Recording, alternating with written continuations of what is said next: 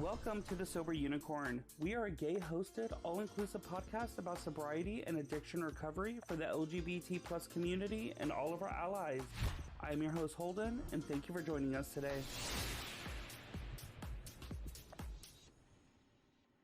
Hey, it's Holden, and I am an alcoholic. I hope everybody's doing well today. Today I'm being joined by Claire. Hello, Claire.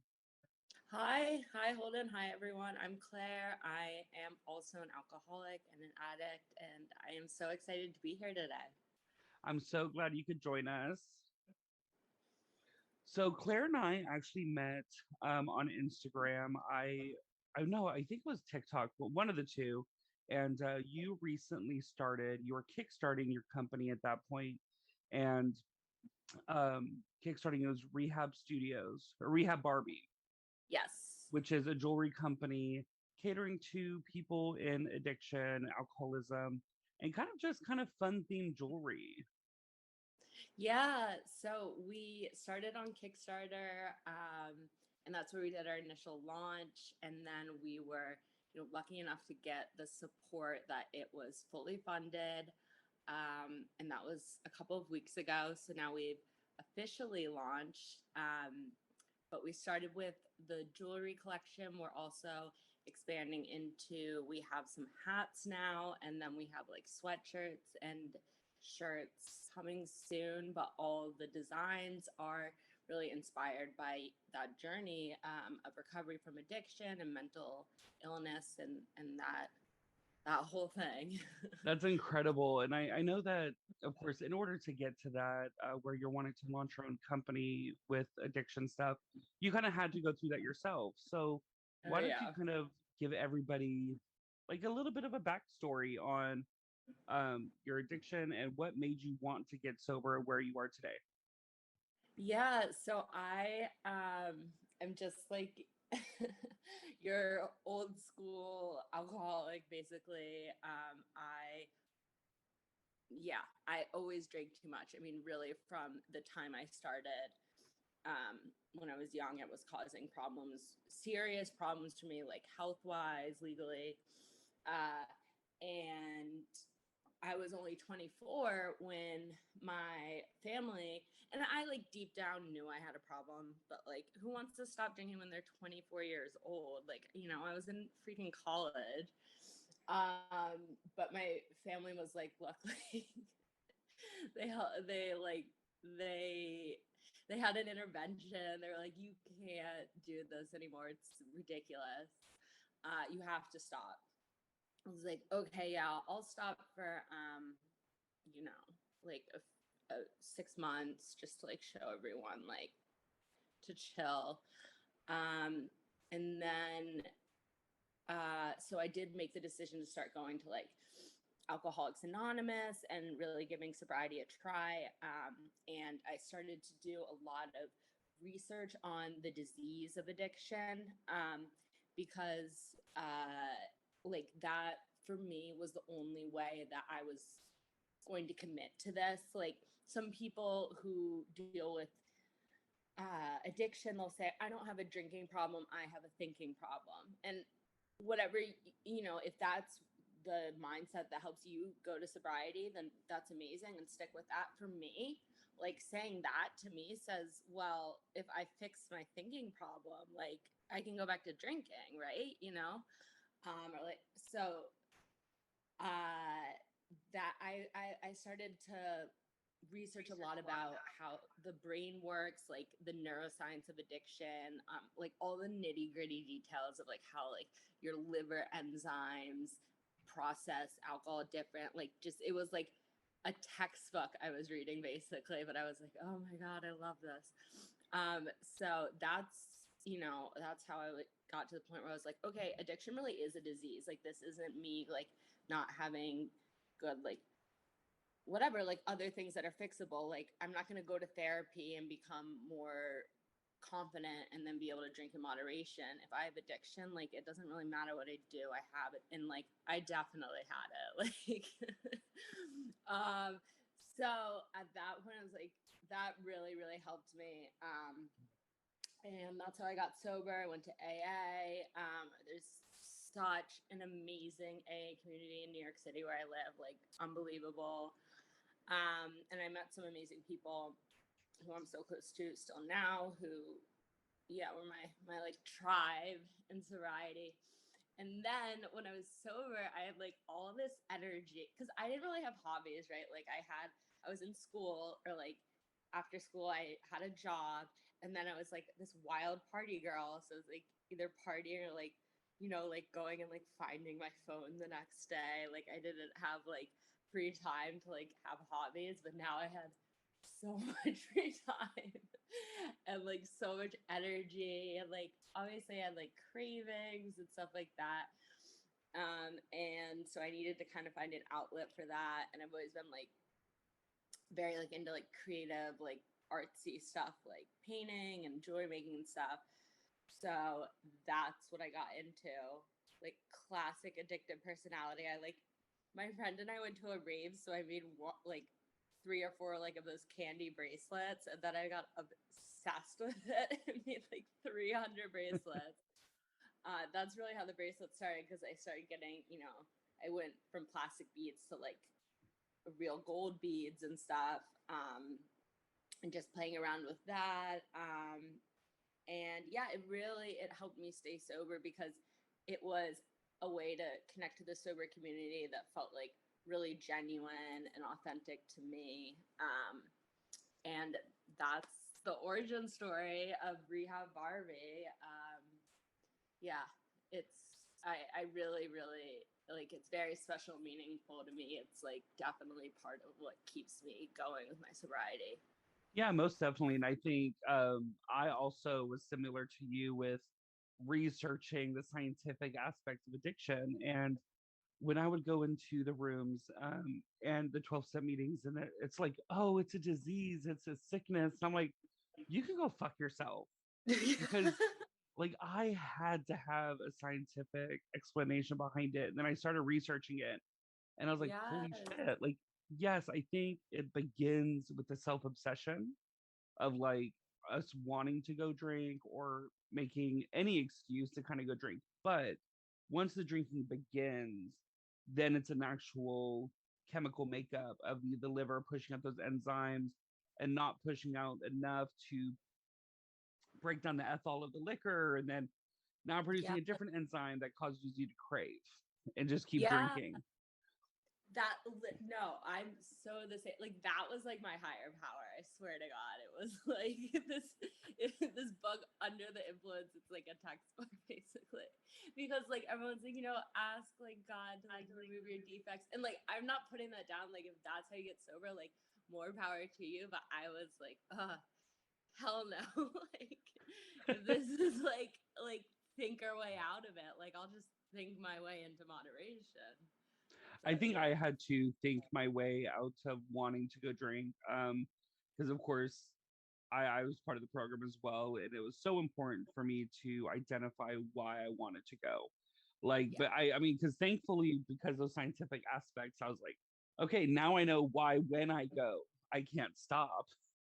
But Mm-hmm. now we got to figure out why I even want to go to begin with. I mean, whether it was a good day, a bad day, a celebration, a fucking trying to hide my feelings. It was constantly like, ooh, we can drink over this. Oh, this calls for a drink. Yes. That's how I always like people ask me like, well, what's the difference? Sometimes like I'll get upset and I'll drink a lot. Like, how is that different from being an addict? And I'm like, because it's like something bad happens, you go drink because you're sad. Something amazing happens, you go drink to celebrate. Nothing happens, like, oh my God, I'm so bored. Like I obviously have to drink. So Exactly. And that's what I mean. Yeah. I mean, that could be discussed for hours on end. But I know that in sobriety, I'm still new to sobriety. I'm coming up on 7 months on Monday. And God, amazing. thank you. And I know through sobriety, people think that we're boring. That, I mean, I've gone to my drinking friends and they're like, well, you're not the same anymore. You're so different. You're Really? not as outlandish. And it's like, well, yeah, I'm not putting on a show for you and your entertainment anymore. I know Yeah. you recently went to Vegas. Oh my God, yeah. And so, I mean, like, how important it is for you to know or to show people that being sober does not mean that you're boring. Yeah, I think that's so important. I mean, I think especially, and I I'm not sure how old you are, but you seem like close in age to me, like fairly young. 30. 30, yeah. So like I got sober at 24. Like I didn't for me, I think it's different. Sometimes you get, sober like much later in life and you have a family and all of this, but like I wasn't really at a point in my life where I was ready to like stop going out. Like I'm still, like dating and traveling and all that stuff. So if being sober meant, I had to stay home alone and not like go out and be social, I wasn't going to do it. So I had to make it work for me. And it really worked because like now, like I go when I go out, like I remember everything, and I have like an amazing time. And uh yeah, I do all the same things that the good parts of like going out and drinking. Like I still go out to clubs, I go to concerts, I go to Vegas, I went to a rave, like um and it's so much fun for me. It was a little weird at first, like the first time I went to a club sober. Like I drank like 15 Red Bull and made myself sick. So there's definitely like a learning curve there. But and I made this rule for myself because like sometimes it'd be triggering. Like I'd be out and I'd be like, oh, like there are certain things you're like, oh, I want to go like dance in the bar, but I'd need a few drinks in me. Or like I want to go like make out with that guy, but like I would need like a couple shots. So it's like, okay, well, if you're gonna be like triggered the whole time, you just have to do it. So I went through this phase where I was just like going and like jumping on tables, like dancing and doing all this shit that I was like, I would need a drink for. I forced myself to do it. So I got very comfortable. Just going out sober. And yeah, I mean that's such an important part of my recovery. Yeah, for sure. I've I was one of those people that was like, oh, I have to have a few shots before singing karaoke. Yeah, And totally. Yeah. I Oh my have god, and yet karaoke was always so embarrassing for me. Like, I was well, so bad. for me it's like I'm this 6'1" heifer of a man. I'm fairly large, and so and I would sing Lizzo. And so I have yet to go, and I would go to straight bars and everything being a gay man. And so I have yet to go into a sober karaoke. But it is so important because now that I'm sober, it's like I'm able to go out, and I've been able to go to bars and dart tournaments, hang out with my friends, have a great time, get home at 1 in the morning still, but be able to wake up the next morning at 8 a.m., Yeah. remember everything, and be productive. And Yeah. Not like missing all your shit when you wake up. Like, oh my gosh, I would, yeah, well, I'd be waking up and wondering where your damn car is number one. yeah. I mean, you're in New York, so I doubt you Well, drive. I would lose my phone like once a week. It was ridiculous. That reminds me of Lizzo's song, Where the Hell My Phone? Yeah. Oh my But god. I mean, and now that I'm not drinking too, the amount of extra money and extra free Yes. time that I have is insane. I mean, I've been able to get an incredible amount of tattoos in such a short period of time. Me too. I I was gonna go actually got yesterday, but I got the AA symbol. This is oh, my that's super first cute. finger tattoo, so now it's like I really can't relapse because it'd be so fucking awkward. That is very, very true. Everyone would So be like, "What's that tattoo?" you're listening to The Sober Unicorn. We'll be right back after this short break. This episode is brought to you by Von Shine Creatives at handmadeandgreat.com. Von Shine Creatives is a sober-owned business featuring finely crafted goat's milk and vegan soaps. Treat yourself or someone you love today. Take $5 off of $25 on all your purchases site-wide, and remember, it's always free shipping. Use the coupon code SOBER, which helps support Von Shine Creatives and the Sober Unicorn podcast all at once. Link and coupon code will be in the bio. Now back to our episode. What was your first experience going out sober? Because I mean, there could be many listeners that they're in early sobriety. They still want to enjoy themselves, but yet have that have a pullback. Like I can't go to a bar without drinking. So it's like, how did you get past that first experience inside of a bar or inside of an event? Yeah. So my first experience really being out was at a work event. I do like marketing for a lot of fashion brands and stuff like that. So we always have a lot of events with open bars and like really fancy people. And uh, and I had to go. I wasn't like super ready. This was super early in my sobriety, but it was like part of my job. And the smell of alcohol and everything, it was horrible. I left early. I went to a meeting. I was like crying to everyone there. It's like this old school Perry Street meeting in New York. And I mean, that was before I was ready. I would say like a month or so later, the pandemic hit. And then I went to Croatia because I was going insane. I mean, I just couldn't. And there, I felt, ready to like go out. That was the first time I like went to a club.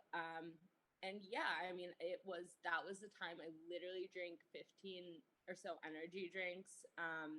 They're like Red Bull, but it's this Croatian brand called Hell. And because I felt weird, I felt a little awkward. And yeah, and I was with a lot of people I didn't like know so well, and they were like, just like have a drink, like you're gonna make yourself sick, and I'm like, no, I can't. I'm like chugging my energy drinks. So yeah, I had to get used to it, but after a while, I kind of yeah, just like I feel like I went out so many times that my brain still kind of clicks into that mode. I'll go out and I'll be like dancing and stuff, and I totally feel like the whole like just like the fun part of being out and like a little bit of loss of inhibitions, and now it just very much feels like second nature. Yeah, I mean, the first few times that I went, when I hopefully you're not drinking 15 Red Bulls at a time anymore. Oh no, no. It got to the point where I was like, I need to cut out the Red Bull. Good, good, because you already have a lot of energy. I can't even imagine 15 Red Bulls in. Yeah, no, it was not healthy. I stopped that. But the first time that I went out, I got sober around the holidays, and so Oh I had to wow. miss my first Halloween party because I got sober October 23rd, and so I skipped Halloween. And the first time I think I went back to a bar was Christmas with my friends, and of course, where do we have our Christmas party other than a freaking bar? Of course. And I was good for probably the good 45 minutes to an hour. And then that's when this presence and the Christmasness stopped. And that's when shots started flowing for other people. And I was like, I just started looking around and I was like, I can't do this. Like, I Hmm. had to exit myself from that situation. Even though I had my little Coca-Cola in hand, it wasn't enough because I miss craving that being a part of the group, clinking the glasses, um, and stuff like Yeah. that. So No, I think I agree, like the group aspect, but I've had friends who have been really cool about it. Like they always will get bottle service. They always get Red Bull or sugar-free Red Bull as the mixer because that's like for me. And then like on my 1 year sober, we all took shots of because I was in Greece. On my 2 years sober, I was in Greece, so we got these shots of they're like God, what was it? It's like a sea urchin, you know? Yeah, it's like I mean it's in like a little shot glass, but it's not alcohol. It's like some some sort of like eel or something. So we all did the cheers. It was freaking disgusting. I guess it's like a delicacy. um that's and interesting. yeah, because the camaraderie, like that's part of it. So I totally get where you're coming from. Yeah, and it was up until kind of maybe the last 3 months that I've been able to go to a bar. I went to a dart tournament recently, and it was there from like 7 p.m. all the way till 2 in the morning for this tournament. Um, and finally, I was able to go and not crave. Wow. Yeah. Like it felt so good to be able to go and enjoy myself. And I think the most important thing for me and some people listening is have something in your hand, whether it's a Red Bull, a tonic water, Coca-Cola, tea, whatever. Like, if you were somebody that drank mixers, like the soda mixers with your liquor, drink soda, just Yeah. without the damn thing, and also letting your bartender know that you're sober as well, Yeah. because the bartender at that bar knew that I was sober. So of course I'm wearing a damn t-shirt that says sober AF, and Yes, I love that. so I went and so anytime I went up there, it wasn't like, oh, do you want a beer? Do you want this? Do you want a shot with it? It's, oh no, we're good, we're good. Like Coca-Cola straight up, you're fine, good to go. Um, and it's so nice to be able to just set a $5 bill on the bar and not have to worry about anything else. Just go like, oh, thanks for giving me soda, 2 or 3 sodas throughout the night. Um, so it's so important to keep your hands occupied and take a smoke break. I was just about to say, like, the jewel. I mean, I don't want to be like promoting nicotine out here, but I feel like in early sobriety, this has really helped me. Because taking, yeah, because anytime you get antsy, removing yourself from the situation is the best thing to do. But you don't want to leave entirely sometimes. So it's like just step outside, vape, take a phone call, do a quick text message, and just take a breather.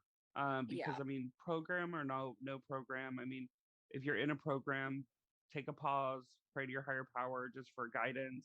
And if you're not program based, go outside and count to 10 and just take a breather of fresh air and then just reset yourself before you walk back into that situation. Yeah, I agree. What really helps me too is I would like play it forward.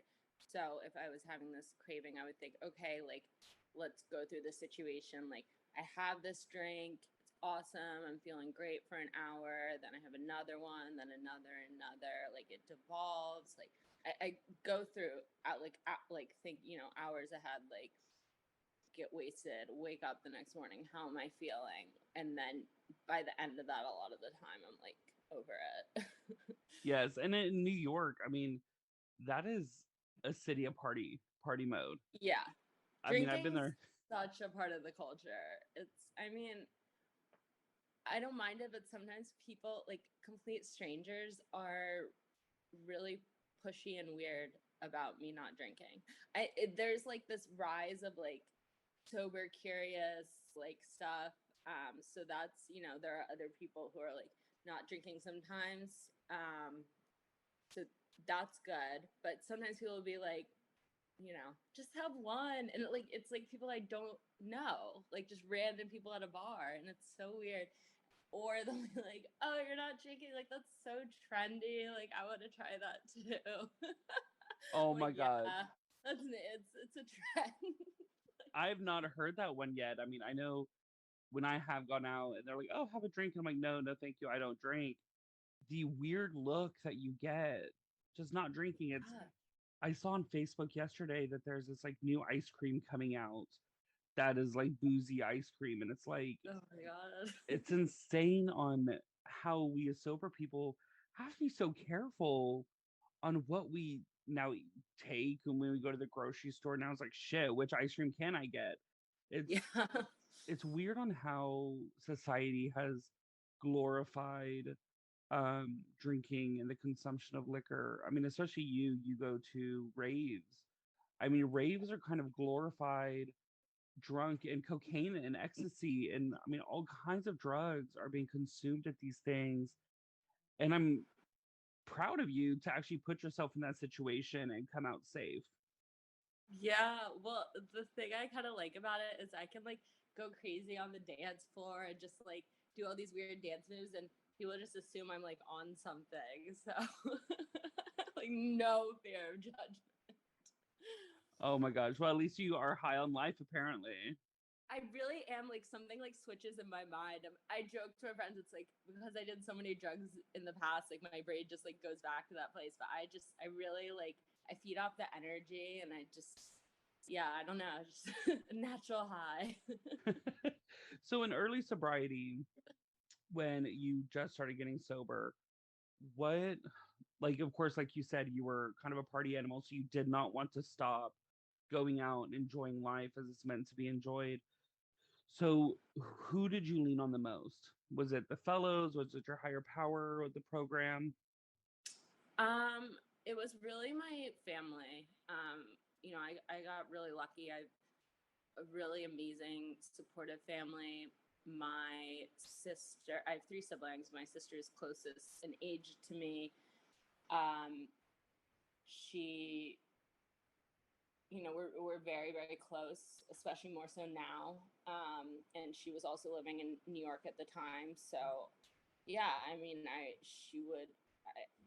would have her come over sometimes when I was just like I had really bad cravings, like just like sitting there, like white knuckling it and pushing through that. So I would call her, and I did meet some, a few close friends who become like family to me, who are also sober. So I could also call them, and they would talk me through it. And then meetings, I think, are that's where I like when I got to the point where I was like, I'm gonna drink, like I can't do this anymore. I would go to a meeting, and just by the end of it, I would be able to not drink or go to another meeting. Thankfully, New York has them like 24/7. Yeah, a support system for me at least was just like I needed that. I could not have done it alone. Yeah, I think if you're in a, like, I abused the shit out of my fellows that I met in the meetings. There was like three people that I really connected with, and I would call them constantly up until I was able to depend on myself and my higher power. But it's like there are people there that, even though you feel that you're an inconvenience to those people by calling and venting, that helps them more than you Yeah, realize. And totally. if you're not program based, reach out to anybody sober. The thing is, you can literally Google the hashtag or Instagram the hashtag sober, and you could probably reach out to any one of those people that use that hashtag, and they would be more than happy to assist you. So you don't have to be program based in order to find the fellowship or to find the huge camaraderie that the sober community brings. And Yeah, it's crazy that I can go into any meeting. I went to a new meeting recently, um, and no matter like where you are in sobriety, where you're from, like the moment you walk into a meeting or in a group of people that are also sober, like it's a sense of relief, a sense of acceptance, and a sense of like you already know these people. yeah. I think it's a really special, unique community that's really unlike anything else. Yeah. Most definitely. So before we end, because of course we're on a timer now. Yeah. Is there anything that you haven't said that you would like to tell everybody? Well, I definitely would love for everyone to go and check out Rehab Barbie, rehabbarbie.com. So we have, you know, clothing and stuff that's really about spreading the message. It says fun, subtle things like fuck the stigma. And then we just started our community page. So that's, a place where people can share their stories, connect with other members of this community, and we have like a book club and upcoming events that are in like sober raves and fun stuff like that. So definitely would love you guys to check it out. I'm so excited about everyone, like we were saying, like this amazing community, everyone I've met, and continue to meet in this space has been so cool. So please like reach out to me, and yeah. Yes, and I mean it seems on your Rehab Barbie that it's not exactly just an e-commerce that you're building. You are building a community, which Yeah, is so important. I want it to be like not so anonymous, you know, like I like if you're comfortable about it, like speak on it, because so many people deal with these issues and it makes people uncomfortable. They don't know what to say when you're like, oh, like I had an issue with addiction, but it's a disease. Like I feel like, so that's really the driving force behind it. And definitely like getting rid of that stigma, like so over that, you know? Yes, exactly. So if anybody resonated with your story specifically, how can they get a hold of you? Well, you can reach out to me personally on social media. My Instagram is at Claire Comai. And then, or our brand, I handle our social media. So, our website or our Instagram. Yeah, definitely. Feel free to reach out. Yes, and I will put all the links also in the biography of the episode. Thank you so much, Claire, for joining us today. Thank you, Holden. This has been so much fun. Thank you again for listening to today's episode. Hit that follow button to be notified about new episodes every week. If you'd like to reach out to us, you can find us on Instagram at The Sober Unicorn Podcast or on our website at thesoberunicornpodcast.com. There you will find our episodes as well as our very own sober-owned shop featuring products from small businesses that are sober-owned. And remember, everyone, don't be normal, be a unicorn, but better yet, be a sober unicorn.